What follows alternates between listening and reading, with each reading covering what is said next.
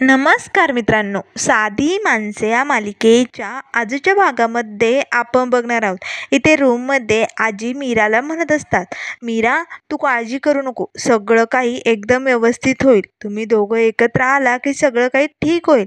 तेव्हा मीरा आता आजीच्या मांडीवरती डोकं ठेवून रडू लागते. त्याच वेळेस आजी म्हणू लागते, अगं मीरा काय झालं, का रडतेस तू? मला माहिती हल्ली ना ही निरूपा खूपच चिडचिड करते ना, खूप रागावते ना तुझ्यावरती. का अशी वागायलीस ती? गावाकडे आली होती तेव्हा तर खूपच चांगली वागत होती आणि आता काय झालंय तिला? तेव्हा लगेच मीरा आजींना म्हणू लागते, आजी तुम्ही त्यांना पंकजच्या लग्नासाठी 2 लाख दिले होते ना, ते यांची गाडी सोडवण्यासाठी वापरले म्हणून त्यांना राग आलाय.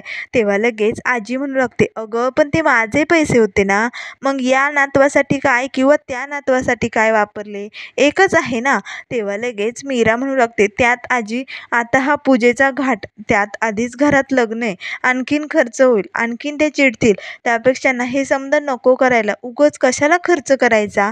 तेव्हा आजी म्हणू लागते, नाही समधी पूजा विधी व्हायलाच हवी आणि तू काळजी कशाला करते? हे समध करण्यासाठी मी गावाकडनं पैसे घेऊन आलेत. तेव्हा लगेच मीरा म्हणू लागते, पण आजी कशाला?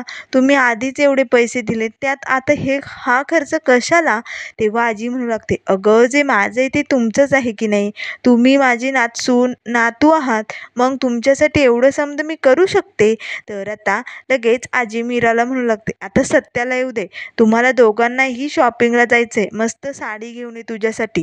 तर इकडे आता सुधाकर भाऊ आणि आजी बाहेरून खरेदी करून आलेले असतात.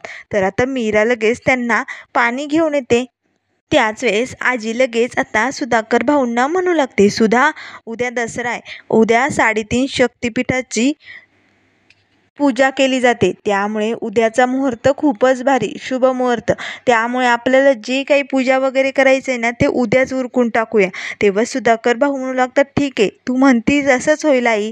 त्याच वेळेस आतमध्ये सत्य येतो आणि म्हणू लागतो, काय चालू आहे, कसली चर्चा चालू इकडे? तेव्हा आजी लगेच सत्याला म्हणू लागते, अरे तुझी आणि मीराच्या पूजाबद्दलच चर्चा चालू आहे, उद्या शुभ मुहूर्त आहे ना, मग उद्या सगळं काही उरकून टाकूया असंच मी सुधाला सांगत होते. त्याच वेळेस आतमधून पंकज आणि निरूपाही येते. तेव्हा लगेच निरूपा म्हणू लागते, कशाला? मी काय म्हणायले, माझं ऐका बरं सासूबाई. हे बघा आता पंकजचं लग्न आहे की नाही, मग ही पूजा वगैरे कशाला?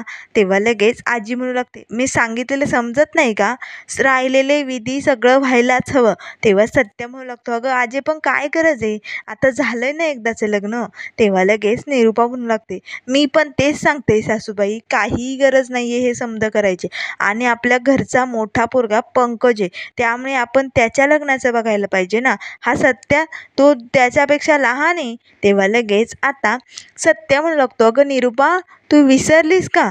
तुझ्या मोठ्या मुलाचं, तुझ्या फुसक्या बबड्याचंच आधी लग्न होणार होतं घरात, त्याचेच सगळे विधी सगळं काही होणार होतं, पण तो नेमकं गणितात कच्चा निघाला, ऐन वेळेस सगळे फासे पलटले आणि पळून गेला, म्हणून तर हे समज घडायले ना. तेव्हा लगेच आता निरूपाला मात्र सत्याचा राग येतो. पंकजही सत्याकडे रागाने बघत असतो. तेव्हा लगेच आजी म्हणू लागते, सत्या तू गप्प बैस आणि निरूपा तुझ्या डोसक्यात घुसत नाही का सांगितलेलं? अगं काय पंकजचं लग्न लावलंय, सत्या आणि मीराचे विधी होणार म्हणजे होणार आणि हे मी ठरवलंय, आता मला चर्चा नको आहे. तेव्हा लगेच सुधाकर भाऊ निरूपाला म्हणू लागतात, निरूपा आता आजीने ठरवलंय ना तसंच समज होणार. हे बघ जगात ठरवल्याप्रमाणे काय बी होत नाही, त्यात काही ना काही विघ्न येतच असतात आणि आपल्या पंकजचंही लग्न व्यवस्थितच होणार आहे, तू काळजी करू नको. आणि ही तर पूजा आहे, घरातील सगळे विघ्न दूर जाणार आहे यामुळे. तेव्हा आजी म्हणू लागते, हो ही एकदा का पूजा झाली की सगळं काही व्यवस्थित होणार आहे, त्यामुळे ही पूजा उद्याच व्हायला हवी. तेव्हा लगेच निरूपा आता रागातच तिथनं निघून जाते. त्याच वेळेस आता लगेच सत्या म्हणू लागतो, चल आजी मला पण भाडे, मी पण निघतो. तेव्हा आजी म्हणू लागते, लवकर ये, तुला ना मीराला घेऊन जायचे बरं का खरेदीला, तिला साडी घ्यायची. तेव्हा लगेच सत्या आता मीराला बाय बाय करतो आणि तिथून निघतो. आता मात्र पंकजला सत्याचा खूपच राग येतो. तेव्हा लगेच आजी सुधाकर भाऊंना म्हणू लागते, अरे सुधा ही निरूपा सारखी तिची पंकजची बायको, पंकजचं लग्न आणि ती देविका का काय नाव सारखं तिचं नाव घेत असते, ही नेमकं आहे तरी कशी, मला बघावं लागतंय. तेव्हा लगेच आता इथे पंकज उभा असतो. तो म्हणू लागतो, "अगं आजी, देविका जेवढी सुंदर आहे ना, त्यापेक्षाही खूप हुशार आणि प्रेमळ आहे बरं का. तू जेव्हा तिला भेटशील ना, तेव्हा तुला तिचा स्वभाव खूप आवडेल. खरंच खूप प्रेमळ आहे ती आणि तिचं असं नाही आहे, मनात एक तोंडावर एक. जे काही आहे ना, ते लगेच ती तोंडावरती बोलून टाकते आणि स्वयंपाक तर इतका भारी बनवते. जेव्हा गणपतीचं आगमन झालं होतं ना, तेव्हा मला आणि बाबांना तिने जेवायला बोलावलं होतं. एवढं समद स्वयंपाक केला होता तिनं, एकदम भारी, एकदम हॉटेलसारखा." त्याच वेळेस आता लगेच सुधाकर भाऊंना आठवतं की देविकाने हे सगळं जेवण हॉटेलमधनं मागवलेलं असतं. तेव्हा लगेच पंकज म्हणू लागतो, "हवं तर तू बाबांना विचार." तेव्हा लगेच आजी म्हणू लागते, "होय रे सुधा, हे समजा खरं आहे का? मग तर मला पंकजच्या बायकोला भेटावंच लागतंय." तेव्हा लगेच आजी पंकजला म्हणू लागते, "मग कधी भेटवतोय तुझ्या बायकोला?" तेव्हा पंकज म्हणू लागतो, "आजी नक्की भेटवेल. तिचं पार्लर जवळच आहे इथनं." तेव्हा सुधाकर भाऊ म्हणू लागतात, "पंकज तुला आज ऑफिसला नाही जायचं का?" तेव्हा लगेच आता निरुपा आतमधून पोहे घेऊन येते आणि म्हणू लागते, "नाही आजी, मी घेऊन जाते तुम्हाला त्याच्या बायकोला भेटायला. त्याला ऑफिसमध्ये जावं लागेल ना, नाहीतर त्याचा बॉस ओरडेल." असे म्हणून आता निरुपा सगळ्यांना पोहे देते. त्याच वेळेस सुधाकर भाऊ म्हणू लागतात, "अगं निरुपा पण." तेव्हा लगेच आजी म्हणू लागते, "एक काम कर, पार्लरमध्ये जाण्यापेक्षा ना उद्या तिला आमंत्रण दे आणि त्या देविकाला इथेच बोलाव. मग बघूया पंकजची बायको नेमकं आहे तरी कशी." तेव्हा निरुपा म्हणू लागते, "ठीक आहे, मी देविकाला उद्या इकडे बोलावते. बघा आजी, देविकाला बघताच तुम्ही म्हणाल, खरंच लाखात एक सून आहे तुझी हां. खरंच खूप भारी माझी देविका." तेव्हा आजी म्हणू लागते, "तू फक्त बोलवायचं काम कर. ती भारी आहे, कशी आहे हे ठरवीन मी." तेव्हा मात्र आता निरुपाला राग येतो. तर इकडे संध्याकाळी आजी तिच्या रूममध्ये झोपलेली असते. तेव्हा मीरा आता आजीकडे येते, पण मात्र डोकावून बघते तर आजी झोपलेले असतात. तेव्हा मीरा लगेच आता दरवाजा हळूच लावून घेते आणि तिकडं बाहेर निघालेली असते. त्याच वेळेस निरुपा येते आणि म्हणू लागते, "काय गे, जरा जास्तच उड्या मारायली ना तू? काय गरज होती हा सगळा घाट घालण्याची? मुद्दाम करते ना तू मला त्रास देण्यासाठी?" तेव्हा मीरा म्हणू लागते, "सासूबाई म्हणजे बाईसाहेब, मला असं काही करायचं नव्हतं. हे समजा आजीच करतायत ना." तेव्हा लगेच निरुपा म्हणू लागते, "काय गं, वर मुंडी आणि खाली पाताळ धुंडी दाखवते तशी नाहीये तू. सासूबाईंचा आव आणते, त्यांना पुढं पुढं करते आणि त्यांच्याकडून सगळं करून घेते ना. मला काही समजत नाही का? मला मूर्ख समजली का तू? पण एक गोष्ट लक्षात ठेव, शेवटी तुला माझ्या हाताखालीच राहायचंय हां. मी तुझी सासू आहे. कोण आहे मी तुझी?" तेव्हा लगेच आता मीरा म्हणू लागते, "हो, तुम्हीच माझ्या सासूबाई आहात." तेव्हा लगेच आता सुधाकर भाऊ रूममधून बाहेर येतात. आता मात्र निरुपा मीराला हे समद बोलत असताना सुधाकर भाऊ सगळं काही ऐकत असतात. तेव्हा निरुपा म्हणू लागते, "आणि उद्या पूजा किती वाजता आहे?" तेव्हा मीरा म्हणू लागते, 8 वाजता. तेव्हा निरुपा म्हणू लागते, "हे बघ, उद्या माझी सून देविका इकडे येणार आहे. त्यामुळे तुझ्या त्या भिकाऱ्या घरच्यांना बोलवायचं नाही हां. अजिबात त्यांना इकडे बोलवायचं नाही." तेव्हा लगेच मीरा म्हणू लागते, "अहो सासूबाई, पण माझी आणि यांची पूजा आहे ना. मग माझ्या घरचे माझे भावंडे येणारच की. त्यांना बोलवावंच लागेल ना माझ्या सासरी." तेव्हा निरुपा म्हणू लागते, "काहीही गरज नाही आहे. देविका येणार आहे, त्यांना अजिबात बोलायचं नाही." आणि त्या भिकाऱ्यांना बघून ना मला अशी मळमळ होते. त्याच वेळेस सत्य आलेलं असतो. आता मात्र निरुपाचं हे समदं बोलणं सत्याने ऐकलेलं असतं. तेव्हा लगेच आता सत्य गुपचूप हे सगळं बोलणं ऐकत असतो. तेव्हा मीरा म्हणू लागते, "पण मला दुसरं कोणीच नाही आहे सासूबाई. असं का वागताय तुम्ही माझ्याशी? माझं काय चुकलं? तुमच्यासाठी मी काय करू?" असे म्हणून आता मीरा रडू लागते. तेव्हा निरुपा म्हणू लागते, "हे बघ, तुला माझ्यासाठी काय बी करायची गरज नाही आहे. तेवढं नीट लक्षात ठेवायचं. तुझ्या घरच्यांना अजिबात बोलवायचं नाही. त्यांचे चेहरेसुद्धा मला बघायचे नाही." त्याच वेळेस सत्य येतो आणि म्हणू लागतो, "धूमकेतू?" तेव्हा लगेच मीरा म्हणू लागते, "तुम्ही कधी आलात?" तेव्हा सत्य म्हणू लागतो, "हे काय आत्ताच." आणि धूमकेतू, तुला एक सांगतो बरं का, तुला ना वेळ नसेल मिळाला कामामुळं, त्यामुळे मी नीट लक्षात ठेवून तुझ्या घरच्यांना, तुझ्या भावंडांना आणि तुझ्या सोसायटीतील समद्या लोकांना आमंत्रणं दिलीत बरं का उद्याच्या पूजेची. आणि तुझ्या फुलवाल्या मैत्रिणी, त्यांनासुद्धा बोलावले. अजून कुणाला बोलवायचं असेल तर बोलावून घे." आता मात्र निरुपाला खूपच राग येतो. ती रागाने सत्याकडे बघू लागते. तेव्हा लगेच सत्य म्हणू लागतो, "आता आमची पूजा आहे म्हटल्यानंतर बोलवावंच लागेल की आमच्या पाहुण्यांना, हो की नाही धूमकेतू?" आता मात्र मीराला खूपच हसू येतं. तेव्हा लगेच आता सत्या निरूपाला म्हणू लागतो, निरूपा चल बाजूला हो, मला आतमध्ये जाऊ दे. आता सगळ्या पाहुण्यांना मी बोलावलं, बाकीचं कोणी नाही आलं तरी चालेल असे म्हणून सत्या आतमध्ये निघून जातो. आता मात्र सुधाकर भाऊंना खूपच हसू येतं, कारण सत्याने निरूपाच्या तोंडावरती तिची चांगलीच जिरवलेली असते. सुधाकर भाऊ रूममध्ये जातात. आता निरूपाचं लगेच त्यांच्याकडे लक्ष जातं. तीही त्यांच्या पाठोपाठ रूममध्ये येते. सुधाकर भाऊ जोरजोरात हसत असतात. तेव्हा लगेच निरूपा सुधाकर भाऊंना म्हणू लागते, हा सत्या ना माझा अपमान करायलाच जन्माला आलाय, बघितलं ना मला कसा त्रास देत होते. तेव्हा लगेच सुधाकर भाऊ म्हणू लागतात, अगं मग तू का धमकी देत होती मीराला की तिच्या घरच्यांना बोलावू नको?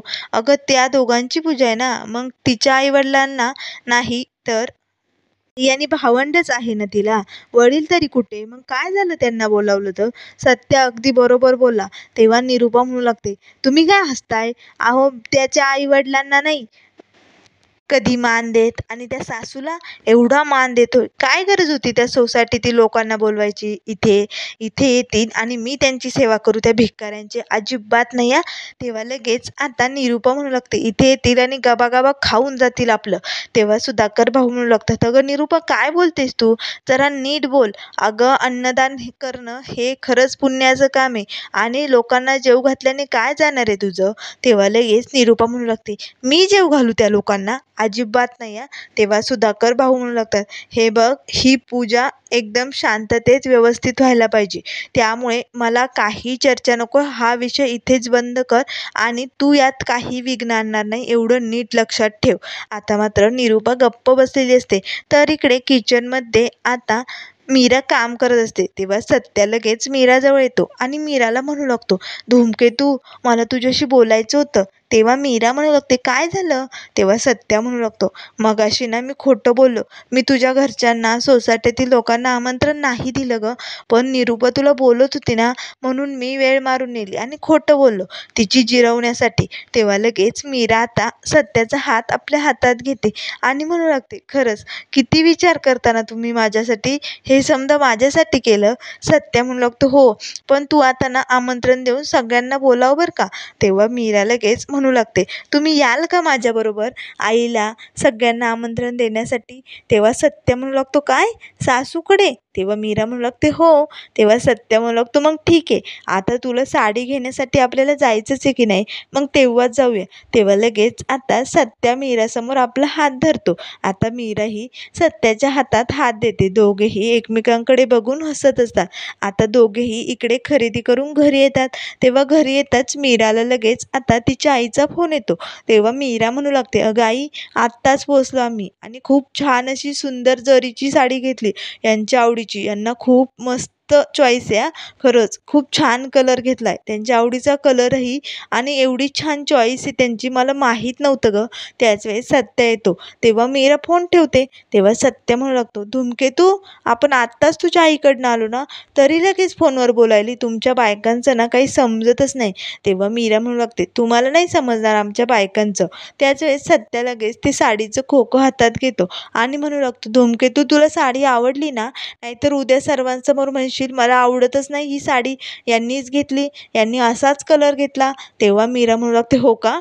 मग मला नाही आवडली असं म्हणायचं आहे का तुम्हाला? तेव्हा सत्या म्हणू लागतो, आता काय माहिती आपल्याला तुला आवडली का नाही? तेव्हा मीरा म्हणू लागते, तुमच्या पुरुषांना हेच कळत नाही, काहीच ओळखता येत नाही तुम्हाला बायकांच्या मनातलं. फक्त तोंडावरचं जेवढं दिसतं ना तेवढंच नसतं हो, मनातलं हे ओळखता आलं पाहिजे. तेव्हा सत्य म्हणू लागतो, आपण पण सत्यदादा आहे हां, आपण पण मनातलं ओळखू शकतो. तेव्हा मीरा म्हणू लागते, मग ओळखा माझ्या मनातलं, ही साडी मला आवडली असेल की नसेल? आता मात्र सत्य मीराकडेच बघू लागतो. तर मित्रांनो पुढील भागामध्ये आपल्याला बघायला मिळेल इथे निरूपा खूपच भडकलेली असते. तर इकडे रात्री सत्याला मात्र आपल्या गाडीची आठवण येते. तो खूपच भडकतो. तेव्हा लगेच तो म्हणू लागतो, ज्याने कोणी माझ्या गाडीची अशी अवस्था केली ना त्याचे हातपाय तंगडे मोडल्याशिवाय मी शांत बसणार नाही. आता मात्र मीरा म्हणू लागते, शांत व्हा ना, तुम्ही एवढे का भडकलायत, शांत व्हा. सत्या मात्र रागाच्या भरात तिथून निघून जातो. तेव्हा मीरा मनाशीच म्हणू लागते, यांना जर सगळं समजलं की हे समजा मला ठावे तर खूप अवघड होऊन जाईल हे मला. आता मात्र मीराला खूपच खूपच भीती वाटते. त्याच वेळेस दुसऱ्या दिवशी निरूपा मीराला म्हणू लागते, हा पनोती लग्नाच्या आधी खूप चांगला होता, पण जेव्हापासून तू त्याच्या आयुष्यात आली ना, तेव्हापासून ना त्याची वाटच लागली. डबल पनोती आली त्याच्या आयुष्यात. खरंच तुझा पायगुणच वाईट आहे. आता मात्र मीराला खूपच वाईट वाटतं. तर मित्रांनो, अशाच मालिकेंच्या अपडेट पाहण्यासाठी चॅनलला लाईक करा, सबस्क्राईब करा. व्हिडिओ पाहिल्याबद्दल धन्यवाद.